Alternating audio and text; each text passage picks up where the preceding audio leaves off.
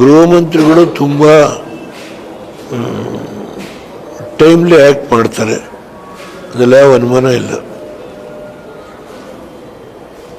ಆದರೆ ಅವರು ಮುಖ್ಯಮಂತ್ರಿ ಆಗೋದ್ರ ಬಗ್ಗೆ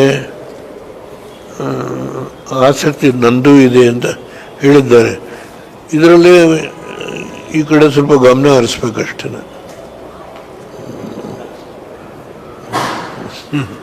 ಏಕೆಂದರೆ ವಿಷಯ ತುಂಬ ಹೇಳಬಲ್ಲೆ, ಕಾಲ ಬರುತ್ತೆ. ದೇವೇಗೌಡ ಇನ್ನೂ ಬದುಕಿದ್ದೀನಿ, ಹಂತ ಹಂತವಾಗಿ ಕಾಲ ಬರುತ್ತೆ, ನಿಮ್ಮ ಮುಂದೆ ಇರ್ತೇನೆ ನಾನು. ಯಾವ್ಯಾವ ಸಂದರ್ಭದಲ್ಲಿ ಏನೇನು ಮಾಡಿದ್ದಾರೆ ಇವರು, ಹೇಗೆ ಈ ರಾಜ್ಯ ಆಳಿದ್ದಾರೆ, ಎಲ್ಲ ವಿಷಯವನ್ನು ಇದನ್ನು ಹಾಸನದಲ್ಲಿ ಸಭೆ ಮಾಡೋದು ತಮಾಷೆ ಮಾಡ್ತೀನ? ಇವರು 2 ಸಭೆ ಮಾಡಿದ್ರು ಹಾಸನದಲ್ಲಿ. ಯಾಕೆ?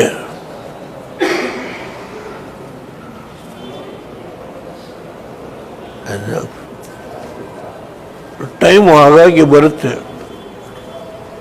Time and tide cannot be stopped by anybody.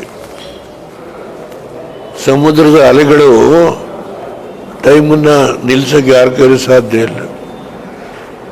ನಿಮ್ಮನ್ನು ಕರೀತಾನೆ.